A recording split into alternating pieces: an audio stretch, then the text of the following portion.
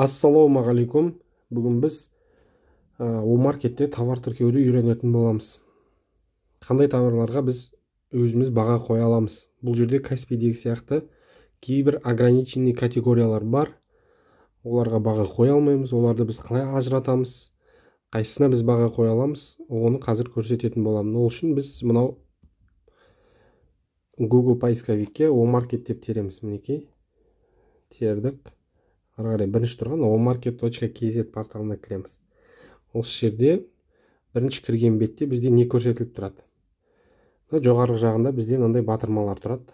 Ал төменгі жағында міне предзаказы деген тұр. Бұл жерде қазір мінекей қандай заттарға заказ қабылданып жатқаны шығып тұрады. Бұл жерден де біз қатысып осыларды ұтып алуымызға болады. Мысалы, холодильник деп тұр. 57.142 дейді.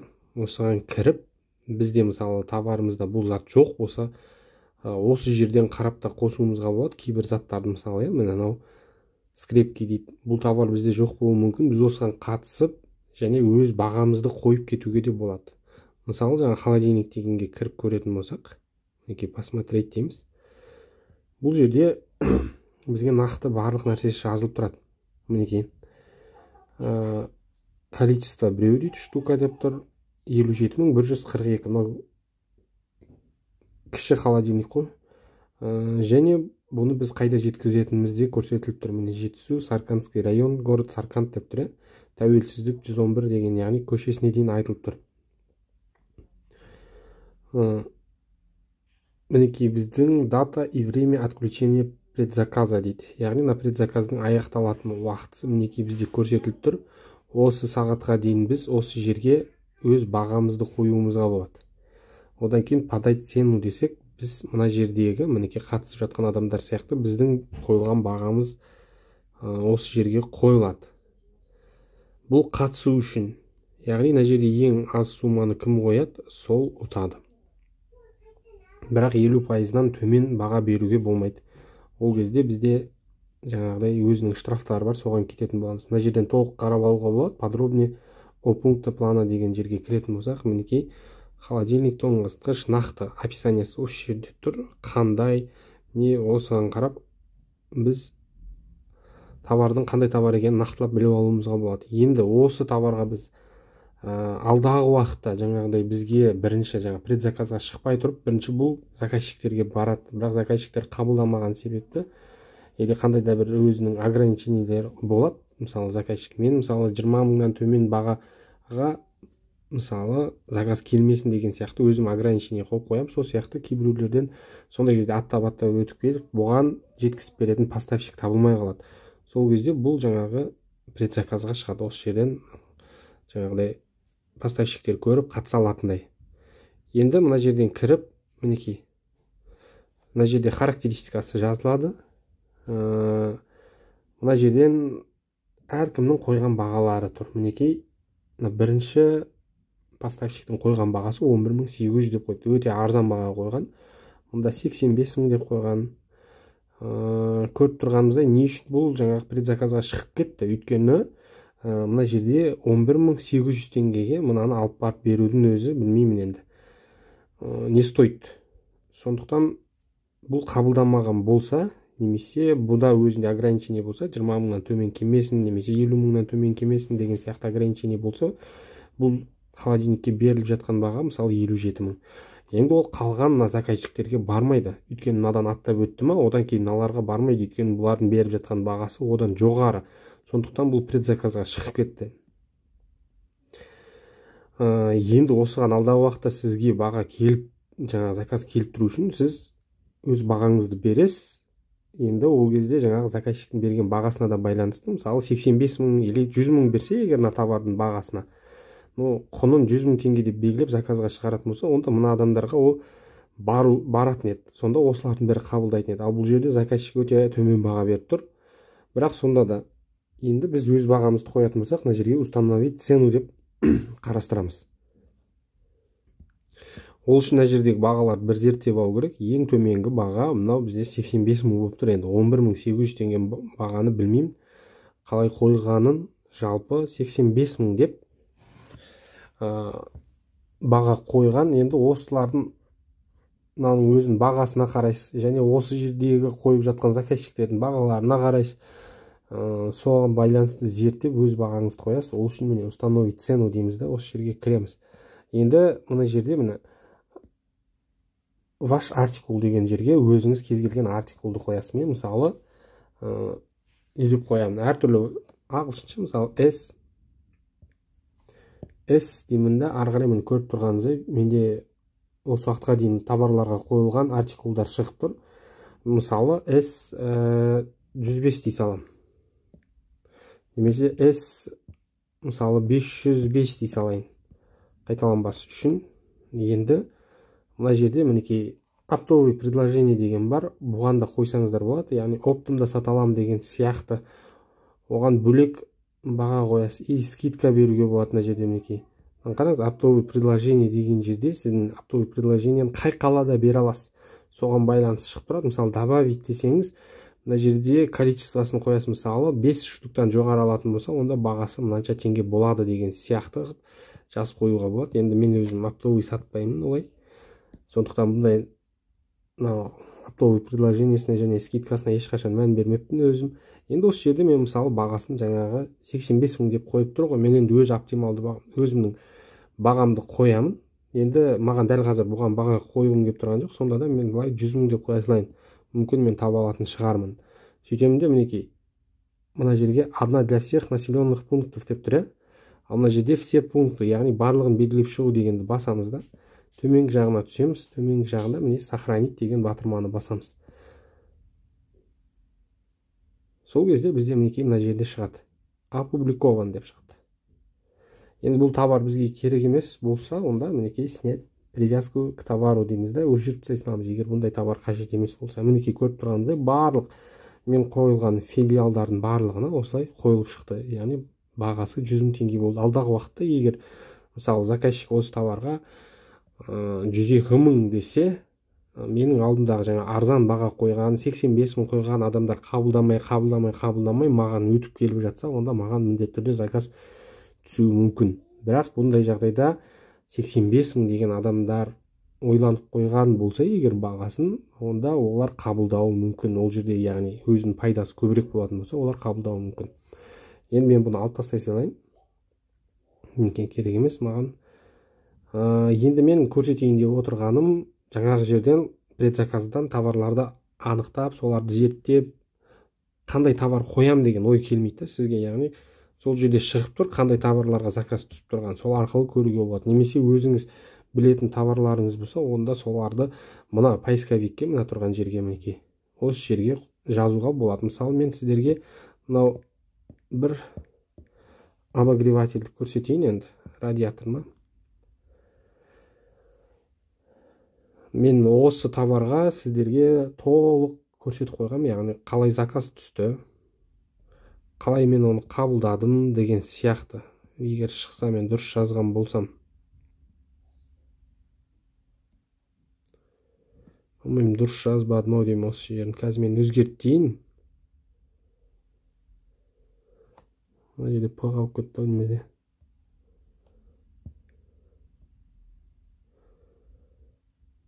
Ал енді поиск деп мына стрелканы басамыз, мына жерде тұрған.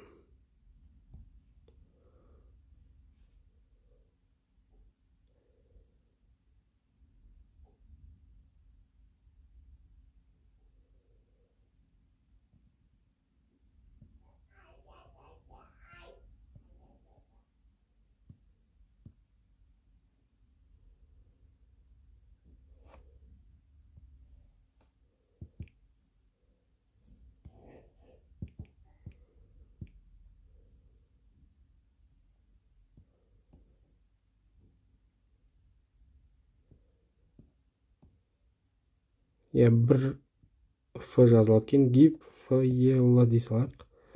Сүйікті 11 дейік. Сосын поиск деген батырманы бассам, мінекей.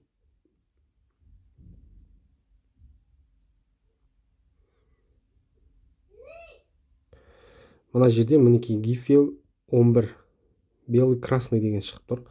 Осының үстінен басасыздар, установить цену дегенді баспай, мынау жазудың үстінен бассаңыздар, сіздерге бірінші жаңағы не көрсетіледі, поставщиктердің қойған бағаларын көріп алып, зерттеп алып қоюға болады бағаны.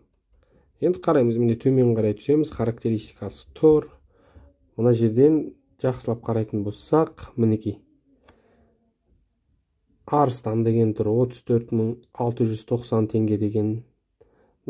Қандай баға қойған? Ең арзаны 34.690, яғни бірінші болып заказ осыған түседі. Енді бұл жерде менің қойылған товарым, яғни 35.000 теңге деп тұр. Яғни доставкасына ешқандай ақша алмайды, және самовывоз деген бар. Енді қараймыз. Мен осыған баға қойдым, яғни установить цену деп міне басатын болсам, қазір менің қойған бағаларым барлығы өзі автоматически шығып тұрады, тура жаңағыдай. 35.000 әрбір қалаға қойылды. Қайтадан өзгертетін болсам, мен осы жерге жазамын да, мысалы 36.000 деп қоюыма болады. Мысалы 36.000 деймін да, бұл жерге галочка қойып, мінекей барлық қала бойынша 36.000 деп, бұл жерге сохранить деп баса салуыма болады. Енді осы товарға маған не заказ келгенін сіздерге ары қарай көрсететін боламын. Оны түсіріп салып қойғанмын, ютубта тұр, барлығы қарасаңыздар болады. Қалай қабылдадым, қандай комиссия ұстады, қалай жеткіздім, және оған электронный акт, электронный накладной қалай толтырылды, соның барлығын көрсеткен болатынмын.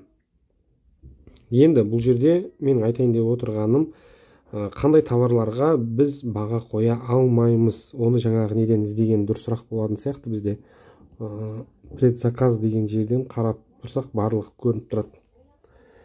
Мінекей мынау KZ деген белгісі барларға біз оларға қатыса алмаймыз. Ол отандық өндіріс. Оған тек сол өндірушілердің өздері қатысатын болады. Ал мынаны бұған да кіріп көруге болады, посмотреть деп, мысалы кірдік, қараймыз.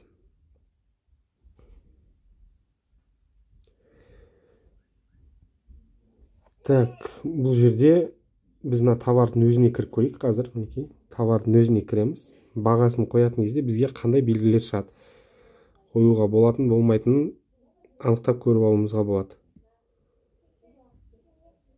Так, мінекей қараңыз, установить цену деймін. Қараймыз, мына жерде для публикации торгового предложения в регионах с официальным дистрибьютором обратитесь дейді. Яғни бұл дистрибьюторлардың өздерінің қойған бағалары. Енді кейбіреулеріне оған баға қойыла береді, ал кейбіреулеріне баға қойылмай қалады. Оны жаңағы дистрибьюторлар өздері солай жасап қойғанда, өздерінің товарларын қойып қояды, тек өздері ғана қатысатындай қылып та қоюына болады, или жалпы барлық қатыса беретіндей қылып та қойып қоюға бола береді. Мінекей көрініп тұр ғой, публикация торгового предложения в данном регионе ограничена дейді. Яғни дистрибьютор бұл товарға ограничение қойып қойған, яғни ешкім қатыса алмайды. Бұған өзі және тағы да бір адамды өзі тіркеп қоя салады. Мінекей әдейі солай тіркеп қоя салған. Мінекей ИП Қадырова дейді. 1325 деген осы дистрибьютор болу керек. Ал мынау одан қымбатырақ баға ғой. Бұны жай ғана тіркеп қоя салған. Или мына екеуінің біреуі дистрибьютор болып саналады. Екіншісі дистрибьютор сияқты. Осыған келеді, осы қабылдайды. Бұл товарды басқа ешкім алып бара алмайды деген сөз. Яғни жаңағыдай отандық өндірушілердікіне қатысуға болмайды, дистрибьюторлардың товарларына қатысуға болмайды. Оларды тек дистрибьюторлар ғана жеткізіп бере алады деген сөз ғой. Бірақ осы дистрибьютор белгісі бар товарларға кіріп, кейбіреулеріне баға қойыла береді. Оны да тексеріп көру керек. Мінекей мына көріп тұрғанымыздай, бұл да дистрибьютордың өзінің қойған бағасы. Мінекей көбінесе мебельдерге дистрибьютордың отандық өндірушілер ғана қатыса алады. Ал егер сіздің іздеген товарыңыз мүлде маркетте жоқ болатын болса, онда оны біз қайдан кіргіземіз? Онда біз оны товары деген жерде, мінекей көрініп тұрғандай, загрузка товаров деген бөлім бар. Сол жерден кіріп көрулеріңізге болады. Ал егер сізге қалай түсініксіз болып жатса, яғни қалай жасау керектігі, қандай қазір кіріп көрейік. Мінекей мына жерде загрузка товаров деген тұр, міне. Өз белгілі бола бастайды. Нені, мінекей добавить товар на странице дегенді басайық. Ары қарай мінекей осындай бөлімдер шығады. Мына қара жазумен жазылғандарға сіздер товар тіркей алмайсыздар. Мынау мінекей интерактивные доски дегенді басатын болсаңыз, соған кіресіз. Мына жерде бүкіл данныйларын жазып шығасыз, фотосын ілетін жерге фотосын ілесіз. Міне қызылмен белгіленіп тұрған жерлер ол обязательно толтыру керек нәрселер. Міне загрузка файлы деген, яғни фотоларын отправить на модерацию деп жібересіз. Одан кейін сізге 2-3 күннен кейін ба, білмеймін енді уақыты қанша күн, әйтеуір жауап келеді, осы товар ілінді немесе о маркетке салынды, салынбады деген сияқты. Егер ол да түсініксіз болып жатса, яғни онда мінекей мына жерде мынау телефон номеріне хабарласуға болады о маркеттің техподдержкасына, және help-omarket.kz дегенге жазсаңыздар, ол да сіздерге жақсы көмектеседі. Яғни қалай жасау керек, қалай істеу керек барлығын айтып көмектесе алады. Жалпы осылай. Енді сіздің салған товарларыңыз қайда болады, оны мына жерден көруге болады. Міне управление предложениями деген бөлімге өтесіз және сіздің салған товарларыңыз мінекей барлығы салынды. Көріп тұрғандай S1, S4, S5, S6, яғни артикул ол жаңағы. Мынау қойған бағалар. Енді мына жерде статус деген жерге мән беру керек. Бұл жерде бізде қарамыз. Истекает публикация дейді. 5 күн 4 сағат 1 минут 56 секунд болып тұр. Яғни 5 күннен кейін мына товар уже бізде көріп тұрғанымыздай міне опубликованные, ожидают публикации дейді. Не прошли проверку дейді. В архиве деген бар. Осының, яғни қазір опубликованныйдың ішінде тұр бұл. Көріп тұрғандарыңыздай менде 518 товар бар. Одан бөлек проверкадан өтпеген 43 товар бар. Оларды да қайтадан проверкадан өткізіп дұрыстауға болады, бірақ мен өзім ол товарларды жай ғана жүктей салғанмын, сондықтан ол жерде маған қажетті емес товарлар, сондықтан тұра берсін деп қалдырғанмын. Ал мынау архивке өтіп кететін, алар 5 күннен кейін архивке өтеді. Архивтің ішінде де біраз уақыт тұрады, одан кейін мүлде жойылып кететін болады. Бір ай тұра ма білмеймін, нақты есімде жоқ. Ал егер осындай архивке өтіп кетпеуін қаласаңыз, онда былай істейміз. Мына жерде тұрғандай барлығына галочка қойдыңыз. Мына жерде бізде применить ко всем инстекающим деп тұр ғой. Соны басасыз, мына жерге міне жасыл. Сосын міне продлить деген батырма тұр. Осыны басу керек. Сосын міне кейінандай жазулар шығады. Осы жерде окей десеңіз, сіздің жаңағы товарларыңызды жібереді. Ол нәрсені көп уақыт жасай беруге болмайды. Яғни қазір мен қайтадан жасайтын болсам, уже ол жасалынып қойды деп шығады. Мінекей запрос уже в обработке деп тұр. Яғни бір рет жасалынып қойды. Біраз уақыттан кейін қарайтын болсақ, или көрейік, обновление жасайтын болсақ, жоқ, әлі обработкада тұр, алдағы уақытта кететін болады. Или былай істеуге де болады. Міне осы жердің өзін аласыз, мінекей.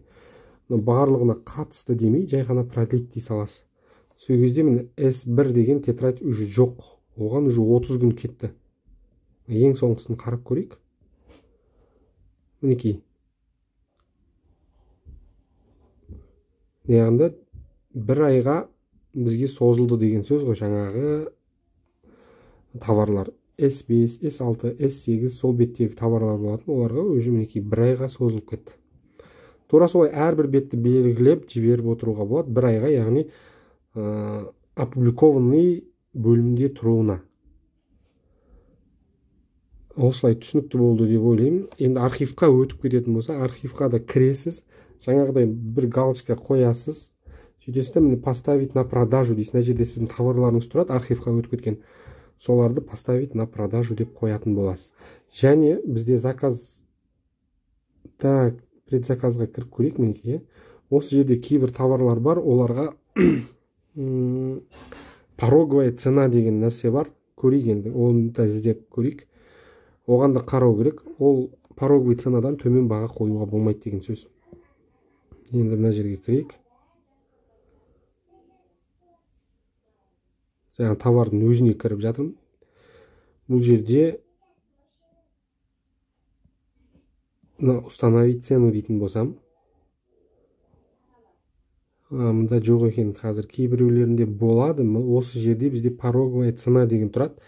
Яғни мысалы пороговый цена қанша болуы мүмкін? Мысал ретінде осыны ала салайын.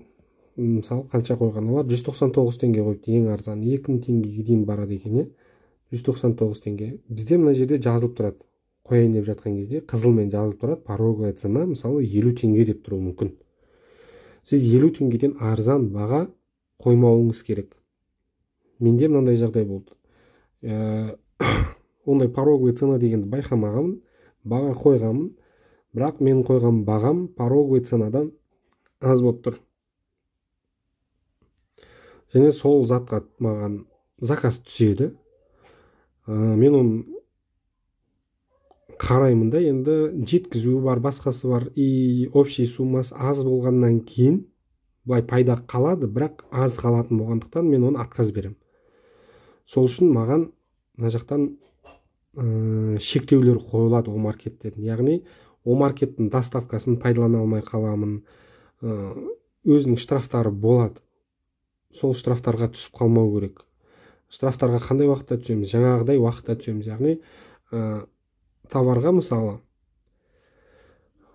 пороговый ценадан аз қойдыңыз, и ол товарға сізге заказ түскен кезде ол заказды қабылдамай қойсаңыз, сондай бізде ограничение болады. Мына жерде бізде отчеты деген тұр.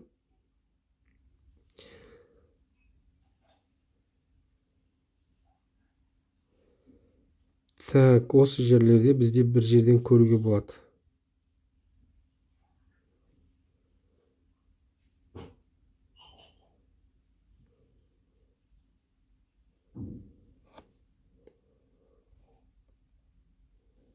Мінекей профиль организации деген жерде штрафы деген жер болады.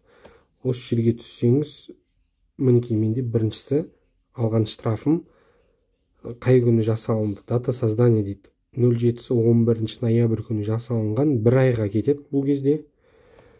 Мінекей отключение заказа при установленной поставщиком цене ниже минимального рассчитанного значения цены деп тұр. Яғни жаңа пороговый ценадан аз қойдыңыз дейді.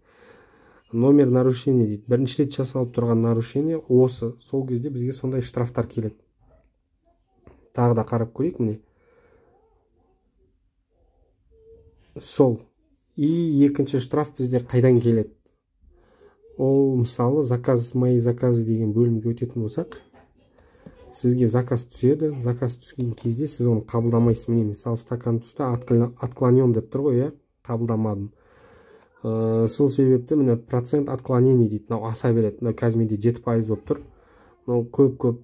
Бұл жерде енді сізде қалай есептенеді? Бір айдың ішінде 10 заказ келсе, сіз соның 90%-ын отказ беретін болсаңыз, онда сізге жаңағыдай өзінің о маркеттің блоктары бар. Оларды интернеттен теріп көрсеңіздер болады. Іздеп солардың біреуіне түсіп қаласыз.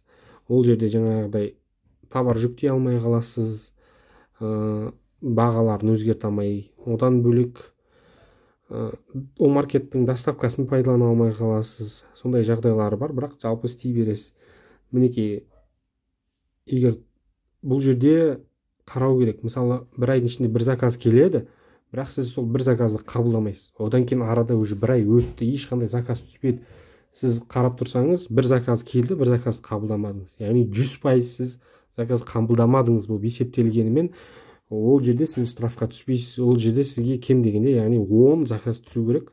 Сол 10 заказдың сіз 9-ын қабылдамасаңыз бір айдың ішінде, онда сізде жаңағыдай блокқа түсіп қаласыз. Ол блоктан шығудың өз сроктары бар, бір ай, 90 күн деген сияқты. Ол келген кезде сізге белгіленіп жазылып тұрады. Жаңағы жерден де көруге болады. Міне профиль организации деген жерге штрафы деген бөлімге кіріп көрсеңіз, қандай штраф келгені сізге айтылып тұрады. Жалпы осы бізде бүгінгі сабағымызда айтайын деп отырғаным, товарға баға қою, яғни поисковиктен іздеп бағасын, товарды жазып соған баға қоюымызға болады. Мысалы, кремінде телевизор деп іздей салам. Сөйтемде қандай телевизорлар бар, бірақ сіз ол товарларды алдын ала білу керексіз. Жаңағы сіздің алатын жеріңізде қанша, мына жақта қанша теңге деп тұр, соған қарайсыз. Енді бұл жерде мынандай нәрсе бар да, базарда сіз телевизорды, мысалы мына телевизорды қаншаға көрдіңіз? 150 мыңға көрдіңіз. Мұнда кіріп көресіз, мысалы, осы телевизорға. Так, Samsung текші 150 мың теңгеге көрдіңіз. Енді осыған баға қойғыңыз кеп, сіз ол маркеттен іздедіңіз, таптыңыз, бірақ тұр ол жерде, бірақ базардағы бағадан арзан болып тұр деп ойлауыңыз мүмкін. Міне, ең арзан баға 118 мың. Бірақ осыны сіз жаңағы барахолкадан көресіз, әйтеуір өзіңіз бір жерден таптыңыз, барлық жерді зерттедіңіз, ең арзан деген жерді таптыңыз. Сол жердің өзінде мысалы 118 мың теңгеден қымбат болуы мүмкін. Олай болса сіз ойлауыңыз мүмкін ғой, маған заказ келмейді, менде бұл товарды қоймаймын деген ой келуі мүмкін. Жоқ, негізі қоя беру керек бағаны. Ол неге байланысты? Мынау поставщик мысалы, ИП несібелді деген мысал ретінде айтып жатырмын. Дәл қазір оның бағасын білмейміз телевизордың. Сол себепті бұл кісі бұл маркетті мысалы 2 жыл бұрын ба бұл телевизорге баға қойған болуы мүмкін. Сол кездегі бағамен қалып кеткенде, оны зерттемеген, қайтадан мысалы баға қымбаттады, ол қайтадан өзінің товарларына кіріп әрқайсысын зерттеп отырмайды. Ол мүмкін болмай қалуы мүмкін, оларда мүмкіндік болмайды. Менің өзімде де дәл қазір 500 товар бар. Бірінші рет кірген кезде әрбір товарды зерттеп шығамын. Сол кездегі бағаларын қойып шығамын, осы рыночный бағамен. Енді одан кейін мен мүлде қараған емеспін. Сол себепті сондай арзан бағалар қалып кетуі мүмкін. Бұларға заказ келсе, олар да зерттейді ғой. Одан арзан баға таба алмаса, ол уже қабылдамайды, сонда келесі адамға өте береді. Сол себепті сіз өзіңіздің нақты бағаңызды қойғаныңыз дұрыс болады. Сонда сізге заказ келуі мүмкін.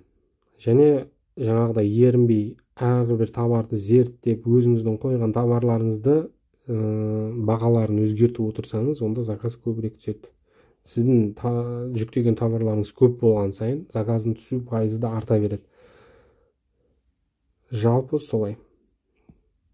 Ал енді осы бүгінгі сабақ түсінікті болса,